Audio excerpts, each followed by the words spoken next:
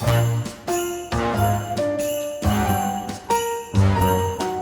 morning, everybody. Pearl and Tracey here from Uniquely Creative with day number 11. Would you like to do me the honours of opening day number 11, Pearl? It looks good. Open it up. It's something big. It is something big. It feels like a couple of things in here. Oh, There's yeah. 2 things in day number 11. We have got some of our foam mount circles in here.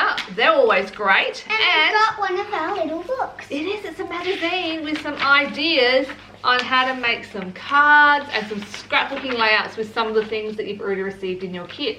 So that is cool. So that's our inspiration book number 1 and some foam circles in day number 11. Hope you guys are having fun with your Advent kits. It's pretty exciting to open something every day, and I hope you guys agree that this kit is great value. So we will see you tomorrow for day number 12, halfway through. Bye.